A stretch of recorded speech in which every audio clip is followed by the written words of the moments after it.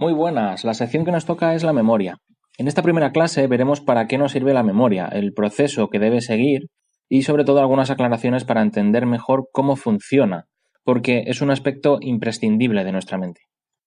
La memoria es un concepto que engloba muchos aspectos, como sucede con el resto de secciones que hemos visto. Con el proceso que lleva a cabo conseguimos retener información que creemos necesaria para integrarla nosotros mismos, es decir, desde un punto de vista evolutivo, la memoria nos sirve para adaptarnos al medio, recogiendo información que creemos importante. Nos puede ser útil, pues para ese momento o para situaciones en el futuro. Por supuesto, es un proceso, como decía, imprescindible para el aprendizaje y desarrollo en todos los periodos de la vida. La memoria, unida al aprendizaje, permite que actualicemos la información. De esta manera lo que hacemos es integrar esta información nueva a la que ya se encontraba en nuestra mente. De esta forma, lo que conseguimos es poder aumentar o pulir nuestro conocimiento. Esto que voy a comentar ahora es algo importante que se sepa.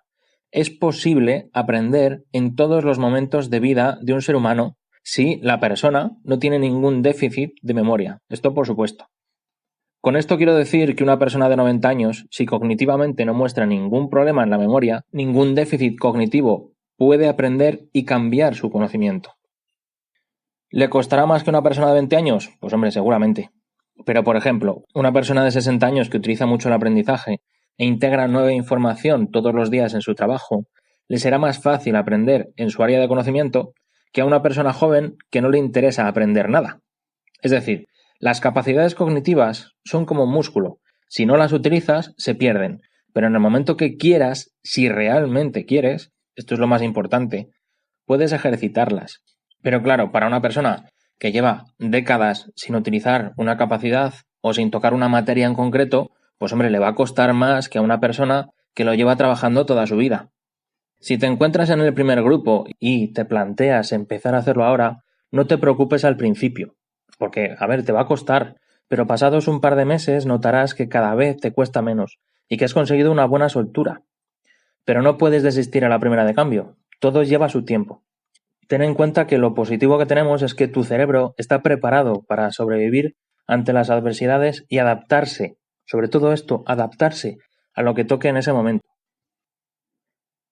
Esto que voy a contar ahora me desvía un poco del tema, pero quiero que se entienda. Vamos a hablar un poco de las demencias en personas con avanzada edad.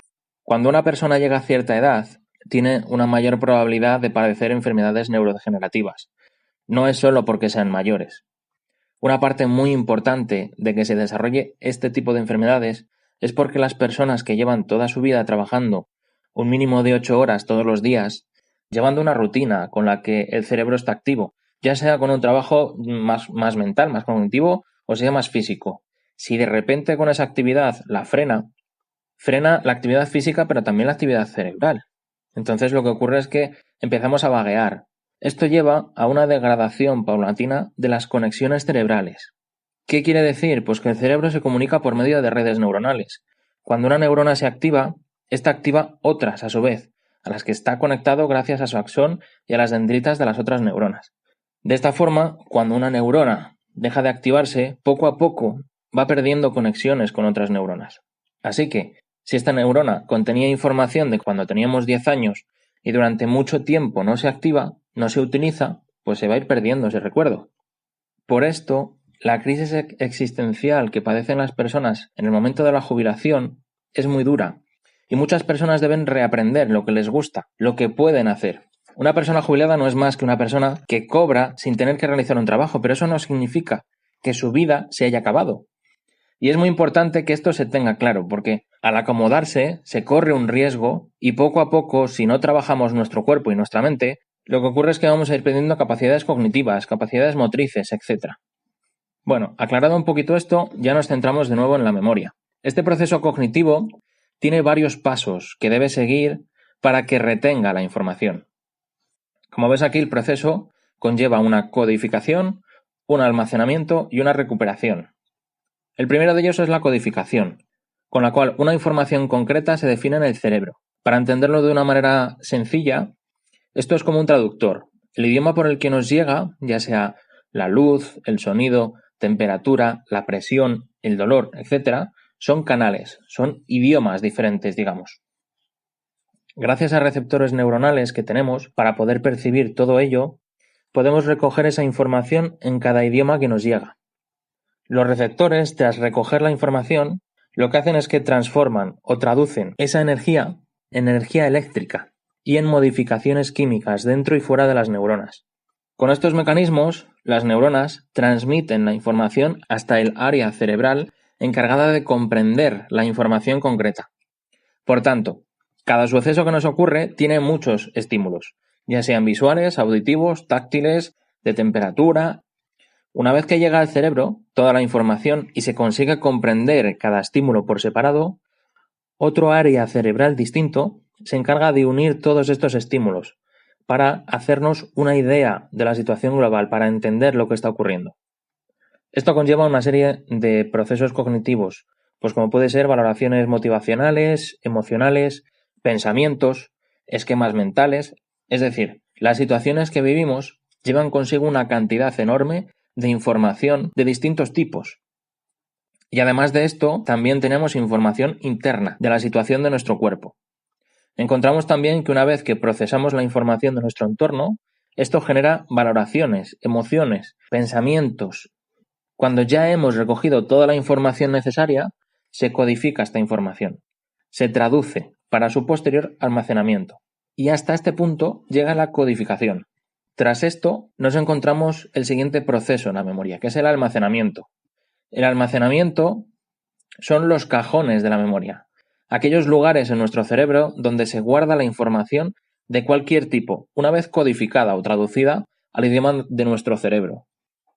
El almacenamiento puede ser por unos segundos, por minutos, por años o para toda la vida, según sobre todo de la importancia que le demos, tanto consciente como inconscientemente, a esa información que hemos recibido, que estamos guardando. Es decir, se le da una prioridad a cada una de ellas, y para eso se hacen las valoraciones anteriores.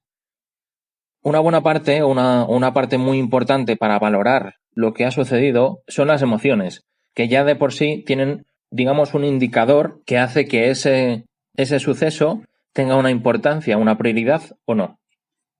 Entonces, después de esto, la tercera y última fase del proceso es la recuperación de la información. Es a lo que llamamos recordar.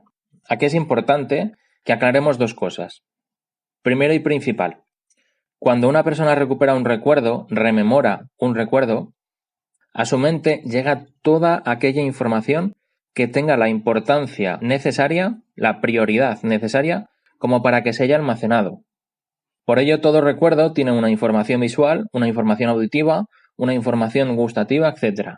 Pero también al traer a la mente este recuerdo, activamos los pensamientos que teníamos en ese momento, las emociones, las valoraciones motivacionales, de modo que la primera vez que rememoramos un recuerdo, este está constituido de toda esta información. Además, en el momento en el que estamos realizando esa acción, estamos sintiendo, estamos pensando, viendo, escuchando, sabemos dónde está cada parte de nuestro cuerpo, en el presente. Entonces, toda esta información que tenemos en el presente se entremezcla con la información que tenemos del pasado, de ese recuerdo en concreto, de manera que lo modificamos al traerlo a la mente. Lo que estamos haciendo es que el recuerdo que teníamos antes ya no sea exactamente el mismo, sino que ha tenido variaciones, porque se ha entremezclado entre lo que era el recuerdo anterior y la situación presente.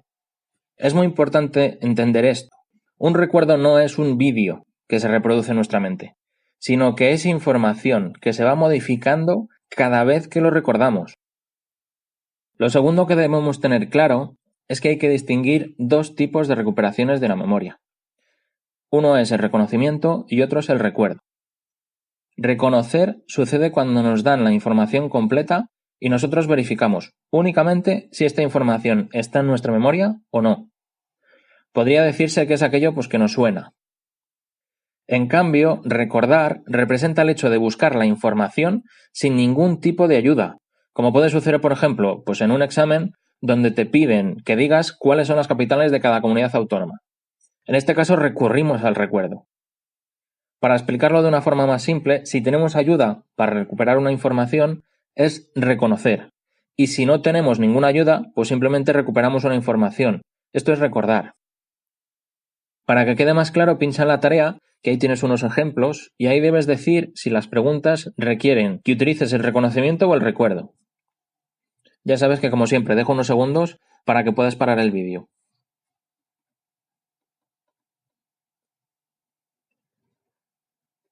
Bien. Aparte de todo esto que hemos visto, también podemos distinguir tipos de memoria según el canal por el que nos llega la información.